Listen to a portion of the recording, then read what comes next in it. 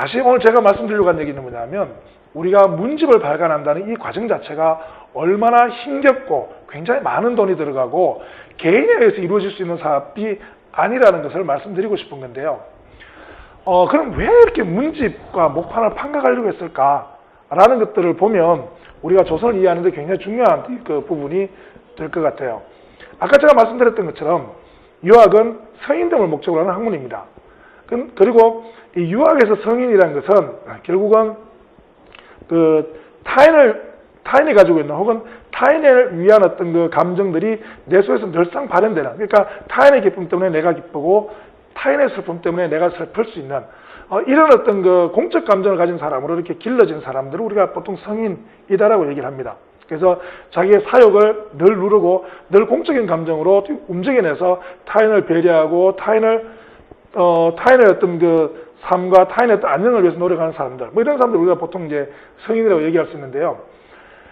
그 사회가 유학 사회다, 유교 사회다라고 하면 굉장히 중요한 게 뭐냐면 그 사람이 성인 되었다라고 인정해주는 사회적 메커니즘이 돌아가지 않으면 사실 이 유교 사회가 돌아가기가 굉장히 쉽지 않은 그런 부분들이 있죠.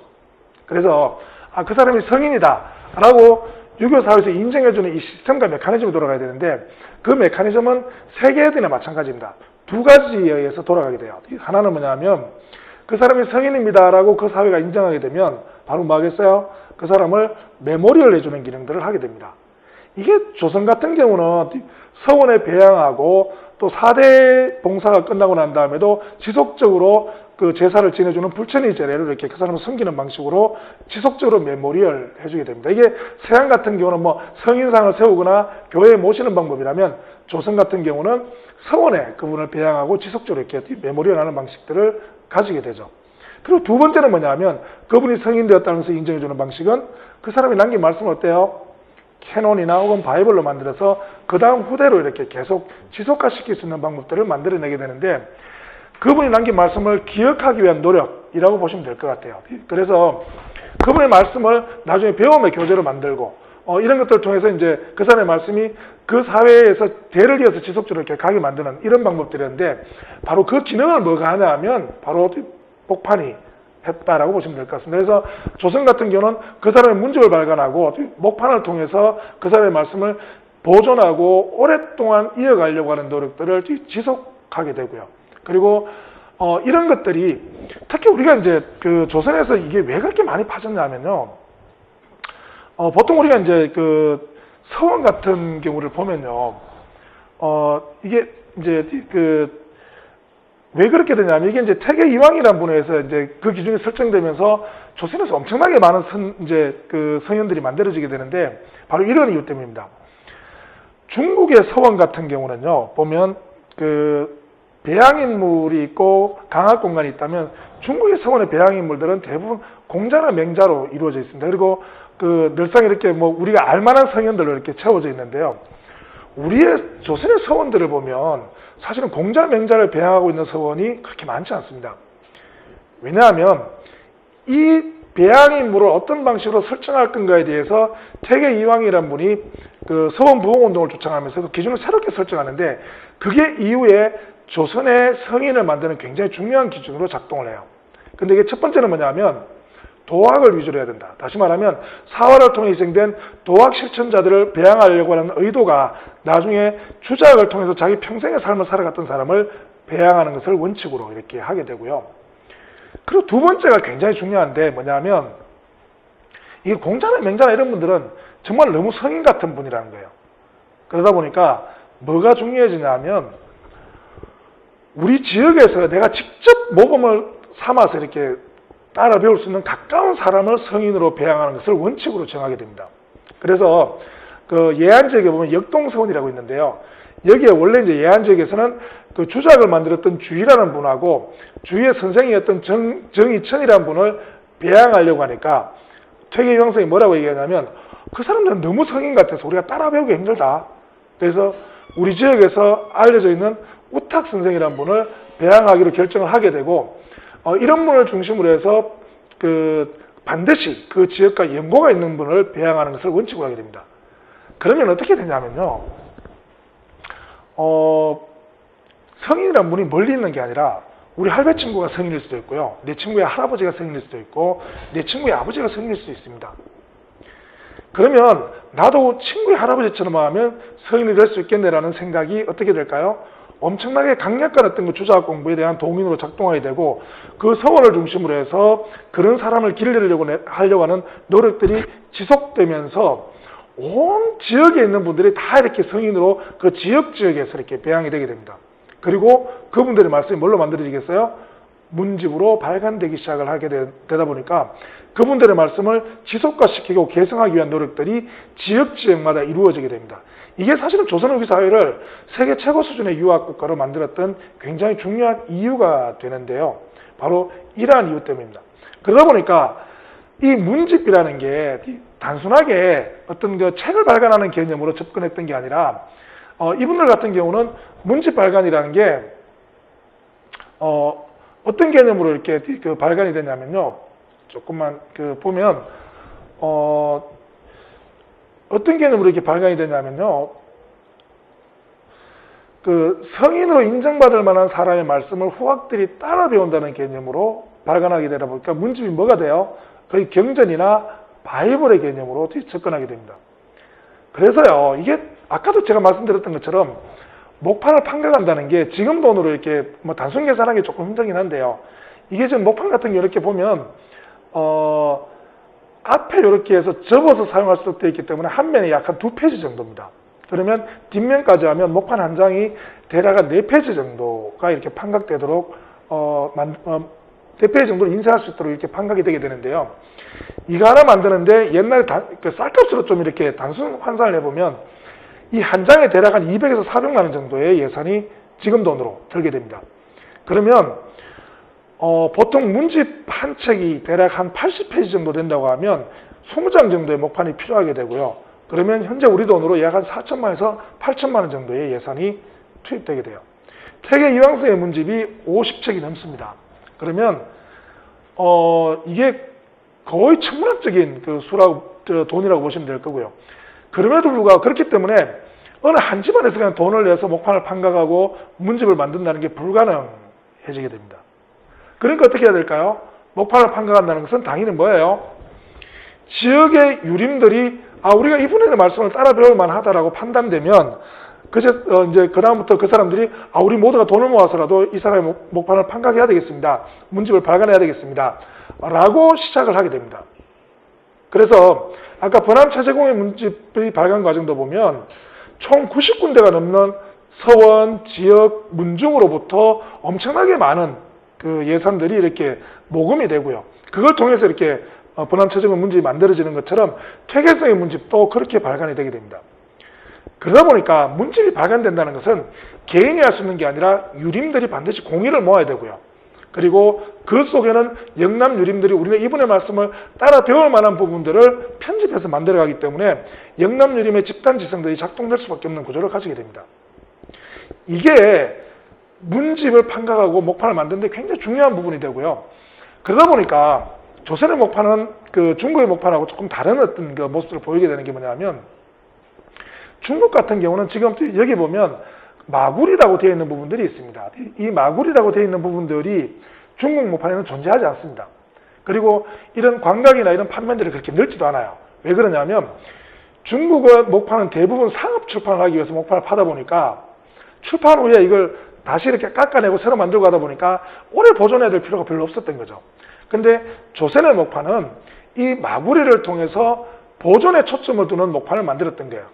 다시 얘기하면 마구리가 있어야 이 판면들이 이렇게 글자가 부딪혀서 없어지는 그런 저것도 없어지게 되고요.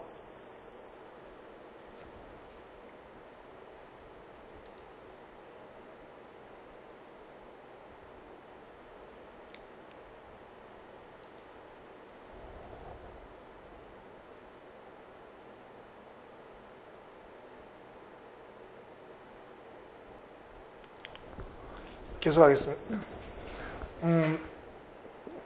중국 목판 같은 경우는 그 상업 출판의 전형이기 때문에 마구리가 없고 출판 후에 새로 판각했다면 조선의 목판 같은 경우는 보존에 초점을 두기 때문에 일종의 어떤 그 판면을 보호하고 또 통풍을 통해서 이게 목판이 오랫동안 보존될 수 있는 그런 시스템을 만들기 위한 그런 목판이었다고 보시면 됩니다. 그러니까 목판 자체가 원본이 되고요. 책을 만든다는 것은 그것들을 나누어 보기 위한 방법이었기 때문에 그분의 말씀을 지속적으로 보존하고 또 기록을 전승시키려고 하는 노력들이 뭐를 통해서 만들어진다? 바로 목판을 통해서 만들어진다 라고 보시면 될 겁니다. 그래서 문집 자체보다 목판을 훨씬 더 중시하는 이런 경향들을 보여주는 게 조선의 목판이었습니다. 그래서 이게 이제 그 2015년에 이제 한국국학진흥원이 이걸 세계기록에서 등재하면서 만들었던 게 어떤 논리냐면 유학적 이념을 전수하기 위한 집단지성의 산물이라는 점과요. 또 하나는 뭐냐면 공동체를 중심으로 한 공동출판의 전형을 보여주는 그 세계에서 그렇게 이렇게 이러한 어떤 그 모습들을 보여주지 못했던 세계에서 유일한 전형이라는 관점에서 저희들이 이제 이걸 세계기록에서 등재를 했는데 이게 뭐냐면 공론을 통한 출판, 또 목판 자체의 보존 이런 부분들이 굉장히 중요하게 이렇게 그 설명이 됐던 이런 내용이기 때문에 그래서 이게 지금 현재 64,226장이 현재 세계기록에서 등재가 되어 있고요. 이건 아마 광주나 전남 지역에도 여전히 이런 정도의 중요한 목판들이 산재되어 있는 걸로 알고 있습니다.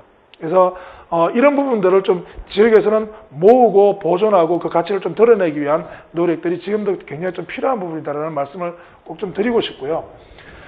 그래서 저희들이 이걸 이제 세계기록에서 등재한 이후에 이것들을 어떻게 활용할 것인가에 대한 그 노력들이 지금 굉장히 많이 이루어지고 있습니다. 그래서 하나는 뭐냐면 세계기록유산으로 저희들이 유교 첩보를 등재하고 난 다음에 이것들을 가지고 그 유산을 연계해서 다양한 어떤 그 관광상품들을 만들어내는 작업들을 지금 진행하고 있습니다.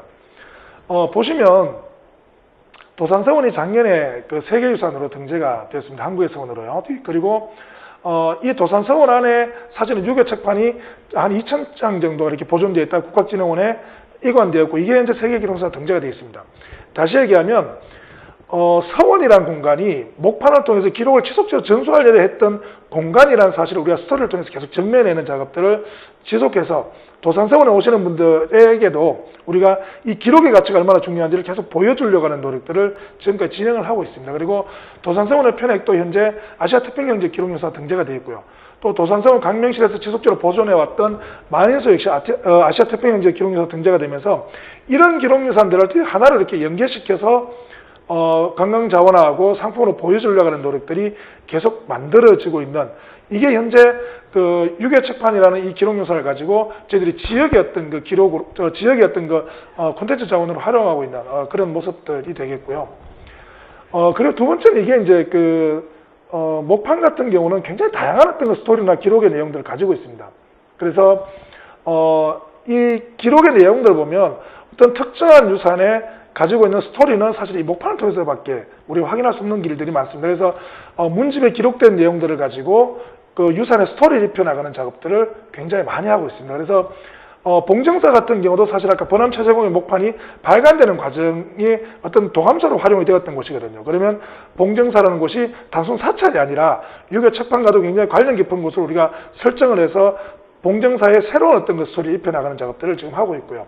그리고 기록을 통해서 어떤 그 단순하게 어떤 건물의 물리적 공간이었던 것을 뭐예요? 의미 공간으로 변화시키기 위한 노력들도 요새 많이 그 안동에서는 이루어지고 있는 그런 모습들도 있고요.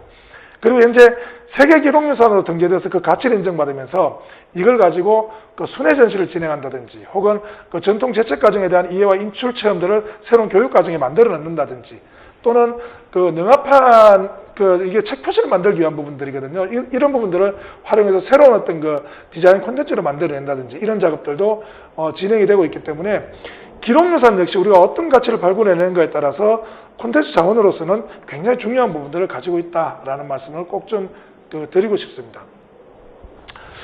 이게 이제 그 유교 책판은 제가 지금까지 우리가 조선이 어떻게 기록을 보존하려고 하는가에 대한 노력에 초점을 좀 맞추었다면 민간의 기록열의 그 기록 자체를 보려면 저는 일기로 기록유산을 조금 볼 필요가 있다라는 생각을 합니다. 그래서 오늘 제가 하나는 그 보존성 관점에서는 유교 책판 혹은 목판에 대해서 말씀드렸다면 두 번째는 민간에 남아있는 일기로 기록유산을 통해서 조선의 일기 그리고 그런 기록을 우리가 어떻게 콘텐츠로 활용할 것인지에 대한 그 저희들의 노력에 대해서 조금 말씀을 드릴까 싶습니다.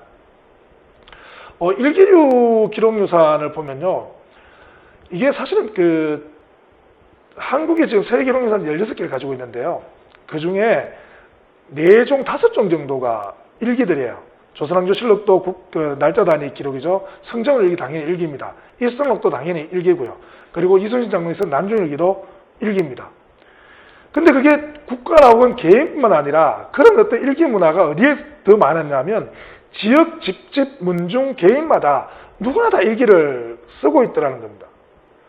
이게 중앙정부, 규장각이나 혹은 어떤 한국중앙연구원 같은 중앙정부의 에서의 어떤 기록을 보존하고 있는 곳에서는 거의 발견되지 않는 건데 저희들이 지역에서 이렇게 기록유산을 이렇게 찾고 수집하고 또 조사하는 과정에서 보면 집집마다 굉장히 많은 어떤 일기류들이 남아있는 것을 저희들이 확인할 수 있었고요. 이걸 보면 굉장히 놀라울 따름입니다. 특히 우리가 기록이라는 관점에서 보면 일기류는 굉장히 발달된 기록의 형태죠. 왜냐하면 매일매일의 기록을 일상화하고 있다는 점, 그리고 매일을 기록하고 있기 때문에 모든 사안과 사건들이 거의 이렇게 날로 기록되어 있습니다. 그리고 개인과 공동체의 삶을 거의 편집이라는 여과 과정 없이 그대로 이렇게 기록하려고 하는 노력이라는 거고요. 그리고 이게 보면 기록을 통해서 개인의 기억이 모두의 기억으로 넘어갈 수 있도록 만들기 위한 굉장히 중요한 원천 자료로서 일기를 활용하는데 그게 국가뿐만 아니라요 개인과 지역에서까지 그런 일이 있다는 사실입니다. 그래서 보면 저희들이 일기류를 여러 가지로 좀 나누고 있거든요. 근데 이 일기류를 보면 굉장히 놀랍습니다. 이게 이제 공동체, 보통 저희들이 이제 일기류를 공동체 일기와 개인의 일기를 이렇게 보통 나누는데요. 공동체 일기들도 보면 지역에서요, 뭐 서원이나 향교 같은 거 하나 세우자라는 논의가 일게 되면 반드시 영근 영당일기라는 기록들을 만들어가기 시작합니다. 그리고 지역에서 임금님에게 우리가 상소를 올리자라는 운동들이 이루어지게 되면 특히 이제 만인소 운동이나 이런 것들이 이루어지게 되면 이 만인소 운동의 시작점을 우리가 보통 뭘로 설치를 하냐면 소청, 다시 말하면 상소를 올리는 일종의 어떤 기관이라는 걸 설치하게 되는데 소청 일기, 그 과정들을 기록할 사람이 정리되면 우리가 소청이 만들어진 걸로 봐요. 그래서 그 상소를 올리는 과정들이 일일이 다 기록되어 있습니다. 그 다음에 문중 단위로 자기 집안의 묘소나 묘비들을 어떻게 만드는지에 대한 기록들도 있고요. 아까 제가 말씀드렸던 문집 발간 과정을 제가 어떻게 그렇게 잘 알고 있냐라고 하면 문집 발간 과정에 대한 일기들도 굉장히 상세하게 남아있기 때문에 알고 있습니다. 개인 일기를 보면 더 놀라워요. 사환일기 같은 경우는 본인이 관직 생활하면서 이렇게 일기를 기록하는데요. 보면 옛날에 이제 1700년대 초반, 중후반에 경상도에 감사를 지냈던 조재호의 영영일기 같은 경우는 그 당시에 경상도의 전체 상황 혹은 형사적 문제 또 본인이 정치를 어떻게 하고 있는지에 대한 내용들이 일일이 들어가 있는 그런 모습을 볼 수 있고요. 심지어 유배를 가도 일기를 써요. 그리고 여행일기는 정말 많이 남아 있습니다. 뭐 우리가 이제 북정일기, 그다음에 또 유두루산록, 등등등 해서 두루산에 놀러 갔던 얘기, 금강산에 놀러 갔던 얘기, 청량산에 놀러 갔던 얘기 이런 것들이 정말 많이 남아 있고요. 이러한 여행의 과정에서 자기 어떤 공부와 자기의 느낌 이런 것들이 일기로 잘 기록되어 있는 것들을 볼 수가 있습니다. 그리고 우리 굉장히 잘 알려져 있는 열알기 같은 경우 사실은 박지원이 사행을 갔다 오면서 쓴 일기죠. 이게 사행일기가 조선에 정말 많이 남아 있는데요. 이게 이제 사행단이 보통 적게는 150명에서 많게는 한 500명 정도 꾸려지는데 그 중에 고위 관리가 딱 3명 갑니다. 전체 사행단을 대표하는 정사, 그 다음에 혹시 정사가 잘못되었을 때를 대비해서 부사가 이제 따라가게 되고요. 정사, 부사 다음에 서장관이라는 사람이 따라가는데 이 사람이 바로 뭐냐면 전체 일기의 기록자입니다. 그러니까 사행을 갔다 오면 반드시 이 서장관에서 기록이 남게 되고요. 그리고 서장관 개인이 또 그 사행일기를 별도로 남기는 경우도 있습니다. 이거는 뭐냐면 중국과 우리 간의 외교적 문제라든지 이런 것들이 굉장히 잘 드러나 있고요. 이러한 일기들을 가지고 지금 현재 어떤 외교 문제를 쉽게 복원할 수 있는 그런 가능성들도 있는 그런 일기들입니다. 심지어 전쟁 피난 의병 일기들이 보면 놀랍습니다. 의병운동을 하면 사실 오늘 죽을지 내일 죽을지 아무도 모르는 과정에서도 매일매일의 기록들을 일기로 남기고 있습니다. 보면 용사일기라든지 창의록이라든지 적원일기라든지 이런 종류의 기록들이 지금 이제 국가진흥원에도 임진왜란 관련 기록만 해도 약 20, 30편이 더 남아 있습니다. 그리고 이걸 보면 중앙정부의 공식적인 기록보다 전쟁을 겪어가는 일반인들의 삶이 얼마나 힘든지를 가장 정확하게 알기 위해서는 바로 이런 기록들을 보면 알 수 있습니다. 당연히 자기가 공부하는 과정에 대한 독서 강화 일기도 남기고 있고요. 놀라운 건 고종록이나 문상일기들입니다. 고종록 같은 경우는 지금으로 치면 이렇다고 보시면 될 겁니다. 병원에 갔는데 아버지가 한 30일 뒤면 돌아가실 겁니다. 라고 이렇게 진단이 내려지면 어떻게 해요? 뭐 맛있는 것도 좀 사드리고 또 아버지 마지막 생일 이렇게 사진이나 혹은 영상으로 기록을 남기는데 옛날엔 그게 불가능하니까 아버지 하루하루의 죽음을 일기로 기록을 하게 됩니다. 스승의 죽음을 기록하기도 하고요. 심지어 향산 이만도라는 분은 이제 일제강점기 시작되면서 소위 말하는 자정순국이라는 걸 하시게 되는데요. 본인의 자정순국 과정을 일기로 기록해 두고 있습니다. 얼마만큼 우리가 기록하려고 하는 의지와 노력들이 큰지를 사실은 이러한 일기들을 보고 우리가 굉장히 잘 드러나 있습니다. 생활일기 같은 경우는 굉장히 놀랍습니다. 이게 우리 3대일기 같은 경우는 사실은 어떤 한 집안에 3대에 걸친 일기가 있기도 하고요. 또 보통 계암, 김영의 어떤 일기 같은 경우도 3, 40년의 어떤 기록들이 그대로 남아 있습니다. 그리고 청대일기 같은 경우도 본인의 20대 이후로 전체 삶이 일기로 다 기록되어 있다는 것을 확인할 수 있는데요.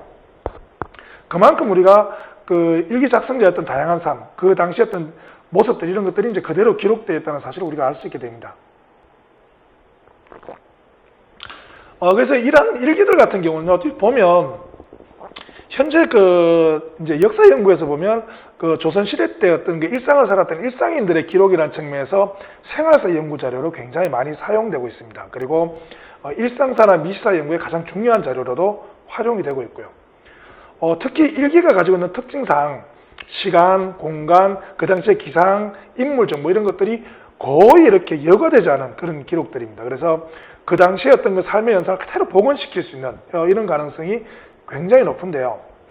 그러다 보니까 아마 굉장히 다양한 기록들 중에 일기 기록만큼 사실은 콘텐츠 소재로서의 적합성이 높은 기록들도 그렇게 많지 않습니다. 제가 볼 때 조선시대 사람들이 어떻게 살았을까에 대한 물음들을 물어보면 우리 조선왕조실록은 사실은 권력을 가지고 있는 조선시대의 어떤 왕과 또 관료들의 삶이 혹은 정치 행위들 이런 것들이 나타나 있다면 저같이 안동이나 혹은 광주나 혹은 전주나 이런 지역에서 살고 있는 사람들의 자기 일상적 삶을 그대로 보려고 하면 결국은 그 사람이 기록해둔 그 지역의 일기를 볼 수밖에 없다라고 말씀드릴 수 있을 것 같아요. 그래서 왕조 중심의 이야기 소재에서 뭐예요?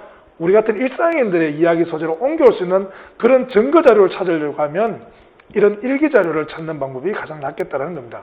그래서 특히 이제 콘텐츠가 가지고 있는 가장 중요한 부분들이 뭐냐면 구체적인 사람 삶에 대한 묘사를 통해서 현실과 가장 닮은 창작물들을 만들어낼 수 있는 가능성도 있습니다. 지금 이제 대부분의 사극들이 이제 보면 창작자들이 조선시대를 제대로 잘 모르다 보니까 현대의 관점을 가지고 그냥 이렇게 옷만 혹은 말투만 혹은 그 시대 배경만 이렇게 그냥 역사를 옮겨놓는 사극들이 많은데 그 시대 사람들이 뭐를 가지고 고민하고 어떤 것들이 어떤 갈등의 원인이 되고 또 어떤 방식으로 그걸 해결하고 또 어떤 문제들이 가장 중심의 문제였고 하는 것들은 결국은 이런 어떤 일기 자료를 통해서 우리가 확인하게 되면 그러한 것들을 가지고 새로운 콘텐츠를 만들 수 있는 가능성은 굉장히 높다라는 생각입니다. 그래서 사실은 한류가 조선왕조실록이 번역되고 난 다음에 한류가 시작되었다면 이러한 일기 같은 경우는 좀 자료가 많이 축적되어서 창작자들이 볼 수 있게 된다면 현재 어떤 사극의 패러다임을 완전히 바꿀 수 있는 굉장히 중요한 자료라는 생각들을 저희들이 오래전부터 이렇게 가지고 있었습니다. 그래서 한국국학진흥원 같은 경우는 사실은 이런 일기 기록 유산이 지금 현재 필사류만 한 1000여 종이 좀 넘는 걸로 이렇게 확인되고 있고요. 그리고 문집 속에 들어가 있는 일기까지 합치면 대략 3000여 종이 넘는 걸로 이렇게 확인되고 있습니다. 이거는 아마 광주나 전주나 이런 쪽도 지역의 어떤 기록 유산을 모아보면 마찬가지 현상이 드러날 걸로 판단하고 있습니다. 그러면 그래서 국학진흥원 같은 경우 이게 10년 전부터 저희들이 어떤 작업을 했냐면 제일 먼저는 학술 연구에 어떤 도움을 좀 주기 위한 작업들을 진행을 했었어요. 그래서 데이터베이스 구축을 오랫동안 진행을 했었습니다. 그래서 실제로 이제 전문가에 의한 해제 또 서지 탈초 이런 작업들을 통해서 전산 인력을 해서 현재 약 한 1000여 종 정도의 일기류가 데이터베이스로 구축돼서 혹시 이렇게 그 연구자들이 이 강의를 듣고 계시면 한국국가증권유견에서 이렇게 들어오셔서 일기류 기록 유산을 검색해 보시면 언제나 이렇게 원하는 정보를 얻어 가실 수 있도록 그렇게 제공되고 있습니다. 그래서 일기류 기록 자료 같은 경우는 저희 데이터베이스 구축하면서 굉장히 중요한 그 원칙들을 조금 세웠는데요. 뭐냐면 일기 기록 자료가 가지고 있는 그 자료 특성에 따라서 데이터베이스 구축하는 방법론들을 따로 이렇게 만들었습니다. 그래서 일자별로 입력을 한다든지 또 공간에 대한 어떤 메타 요소들을 입력하고 또 공간에 따른 어떤 그 메타 요소들을 철저하게 이렇게 특히 이렇게 특정 지역 관련 기록들에 대한 검색이 가능하도록 만드는 작업들을 진행을 했었습니다. 그리고 지금도 하고 있고요. 그리고 주제 정보들을 입력해내고 그리고 텍스트까지 입력하는 작업들을 통해서 이게 이제 한마디로 얘기하면 연구자 입장에서 보면 1592년 뭐 8월 달에 안동에서 어떤 일이 있었는지를 검색하면 이 일기 자료를 통해서 다 이렇게 검색될 수 있도록 하는 작업들을 진행을 했다라고 생각하시면 될 것 같습니다. 특히 이제 그 연구자를 위한 DB 구축 같은 경우는 자료의 특징들을 좀 정확하게 반영해내고요. 또 사용자의 필요를 반영해서 이게 이후에 콘텐츠로 가더라도 그 전에 증거자료로서 충분히 역할들을 할 수 있도록 만들어내는 작업들을 지금까지 진행을 해왔다고 보시면 될 것 같습니다. 그러고 난 다음에 저희들이 굉장히 오랫동안 진행했던 게 뭐냐면 이렇게 그 DB로 구축된 것 중에 굉장히 중요한 자료들은 이제 전문 어떤 그 번역자들을 통해서 번역하는 작업들을 굉장히 오랫동안 진행을 해왔었습니다. 그래서 지금 이제 대략 한 20여 종이 넘는 그 번역서들이 지금 그 국가진흥원의 일기류 자료로 이렇게 번역이 되고 있고요. 물론 전국적으로 번역되고 있는 내용들도 많긴 한데, 근데 문제는 이렇게 번역을 해놓아도 이게 그 문화적 차이나 혹은 그 전문가들만 알아볼 수 있는 내용들이 너무 많습니다. 그래서 일반인들이 이 속에 있는 내용들을 활용하고 또 이런 것들을 어떤 방식으로 좀 그 일반인들이 알아볼 수 있도록 해서 조선시대 때 어떤 그 콘텐츠를 항의할 수 있도록 만들기 위한 이러한 어떤 그 요소에서는 일기의 번역만으로서는 조금 부족하다는 생각들을 저희가 많이 하게 됐습니다. 그래서 처음에는 데이터베이스 구축을 하고요. 그 다음에 그 중에 중요한 것들을 번역하는 작업을 했다면 이 번역한 작업들을 일반인들과 소통할 수 있는 새로운 콘텐츠 제작을 해야 된다는 생각들을 저희들이 하게 됐고요. 그렇게 해서 만들어진 게 바로 스토리텔러 파크라는 새로운 콘텐츠인데요. 이 스토리텔러 파크는 정확히 말씀드리면 누구나 일반인들 들어가서 이 스토리텔러 파크를 보라고 저희들이 만든 건 아니고요. 아까 말씀드렸던 것처럼 여기는 새로운 사극이나 새로운 창작 혹은 조선시대를 이해하면 그 새로운 만화라든지 드라마라든지 이런 것들을 만들 수 있는 가능성이 굉장히 높습니다. 그러면 이런 가능성을 우리가 충분히 인지한다면 그런 창작자들이 이걸 활용할 수 있도록 우리가 새로운 어떤 콘텐츠를 만들어 줄 수 있다면 얼마나 좋을까라는 생각들을 하게 됐습니다. 그래서 번역 후에는 전문가들이 중심이 되어서 이제 창작 전문가들이 이걸 활용할 수 있도록 만들어주는 작업들을 그 스토리텔러 파크를 위해서 해야 되겠다고 생각해서 그래서 이 구축 방향을 어떻게 했냐면 일반 국민이 아니라 전문 창작자들의 니드에 부합하는 방식으로 스토리텔러 파크를 만들기로 했고요. 그러다 보니까 우리가 이제 철저하게 창작자들이 무엇을 필요하고 어떤 것들이 필요하는지에 따라서 스토리텔러 파크 구축 방향을 정확하게 맞춰가는 그래서 사용자를 먼저 정의하고 그 다음에 사용자에게 맞춤형 콘텐츠를 제공하기 위한 노력으로 스토리텔러 파크를 구축을 해왔다는 말씀을 드리겠고요. 이 부분은 사실은 지금 현재 10년째 스토리텔러 파크 구축이 계속 진행되고 있는데 굉장히 중요한 원칙으로 지금도 작용되고 있습니다. 그래서 여기는 그 창작자들 입장에서 보면요. 그 일기라는 게 어떻게 되냐면 일기는 매일매일의 기록이거든요. 근데 거기 보면 그 오늘 하루는 아침에는 뭐 그 말도둑 사건도 있고요. 오후에는 누구를 만나 술도 마셨고 저녁에는 그 누구를 만나서 이렇게 그 새로운 뭐 학습도 했고 그 다음날 보면 말도둑 추적을 하고 그 다음에 뭐 또 뭐 밭에도 나가보고 뭐 농경들 그 다음날 보면 말도둑을 잡아서 이러고 그러면 말이 도둑 맞아서 쭉 진행되는 사건은 이날 그 다음날 쭉 이어지게 되거든요.